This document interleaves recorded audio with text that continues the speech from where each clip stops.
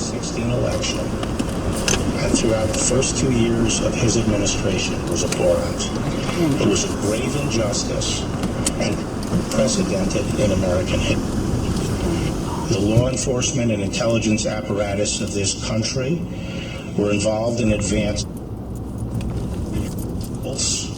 and utterly based Russian collusion narrative against the president. As to President Obama and Vice President Biden, whatever their level of involvement, based on the information I have today, I don't expect Mr. Durham's work will lead to a criminal investigation of either man. The Attorney General, you probably have seen headlines about the last part of that, not criminal investigation likely against the former president, the former vice president, but the first part wasn't covered as much. The Attorney General also said, as long as he's Attorney General, the justice system will not be used for partisan political ends. We start there with our panel. Fox News senior political analyst Britt Hume, Mara Eliason, national political correspondent, National Public Radio, and Chris Steigerwald, politics editor here at Fox News. Britt, start with you. Your reaction to the Attorney General and kind of where it fits in the big picture. Well, I think that obviously the first part of what you played is probably more important. I never thought there was much chance that Biden or Obama would be charged and perhaps not even investigated. But what this tells you, Brett, when somebody like Barr, who I think, at least any fair-minded person has immense credibility, comes out and says what he said in the first part of what you played there, that would resonate. However, the president has elevated expectations with all this talk about Obamagate and so on, which is, it seems to me, is an example of how the president steps on what could be a better story for him by exaggerating. So, the second part of what Barr said, therefore, makes all the news, helped by what the president has said. But nonetheless, it makes no less noteworthy what Barr said about what happened to the president. And it should have been obvious to anybody since the whole collusion narrative blew up at the end of the Mueller investigation, but too many are still clinging to it. To that point, the president this afternoon said he was surprised to hear the Attorney General say that about the former president, former vice president, and obviously we're waiting on the U.S. Attorney John Durham's report. Yeah, this kind of reminds me of when Attorney General Barr said, in so many words, please stop tweeting, you're making it hard for me to do my job. And I think this is another version of that. I mean, he is going to have an investigation that he hopes will change the narrative of the Russia story, at least the part around collusion, which isn't a crime, but at least, what he wants to establish is there was no conspiracy between the president and the Russians. We know the Russians intervened. Many committees, inspector generals, the Mueller investigation have concluded that Trump welcomed the intervention, but that there was no evidence that he conspired with the Russians around that. Meanwhile, as Britt said, you've got the president saying Obamagate is the crime of the century. And when he's asked, what was the crime? What is Obamagate? He can't answer. And I think that Barr is trying to send another message, let me do my job. Chris.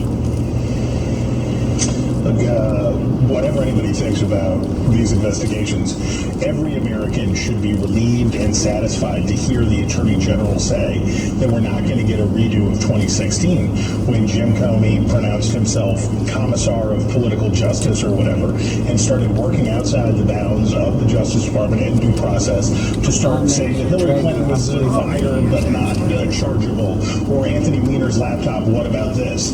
Barr says he is trying to return us to the days when federal prosecutors and federal law enforcement stayed as far away from an election and the political process as they could. And hopefully that's what we're going to see here, because America deserves a chance to have an election without the FBI parachuting into the middle of it.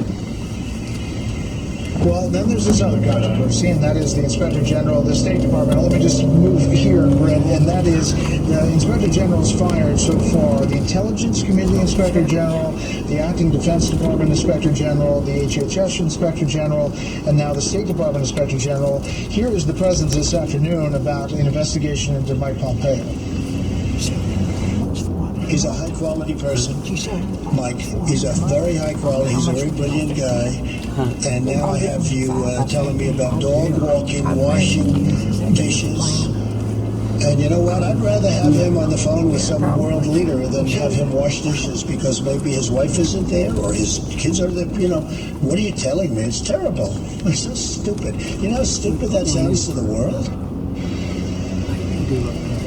We don't know the extent of the IG. They're apparently looking at what the Secretary was asking his staff to do for him, and also possibly an arms sale to Saudi Arabia. But what are your thoughts? Well, I would say this. The presidents have the authority to fire inspectors general. They're appointed by presidents. When Reagan was inaugurated, he fired them all. He eventually took a lot of them back. But that just illustrates the point that the president has the authority to do that. But in this pitiless climate, if you're going to do this, you better have your reasons ready, and you better be prepared to express them. And this Pompeo exercise with the Inspector General over at the State Department being fired, the explanation for it has been very vague. Now, there are limits to what you can say, that it's a personnel matter and so on. But I think, the president's just speculating there about what the reasons may have been or what investigation he may have been conducting. There's really no point in that. You got to have things ready to go to explain yourself. Pompeo has been so far utterly silent on this, as far as I can tell, at least in terms of the details. So my view is it may have been the right thing to do, but you better be able to explain it. All right, next up, President Trump says he's taking the controversial anti-malaria drug hydroxychloroquine to prevent the coronavirus, plus opening up America. Stay with us. And I've got this pack for Shar-Pei rescue dogs for, oh my goodness, probably 5-6 years. They get a regular diet of Dynamite with every meal.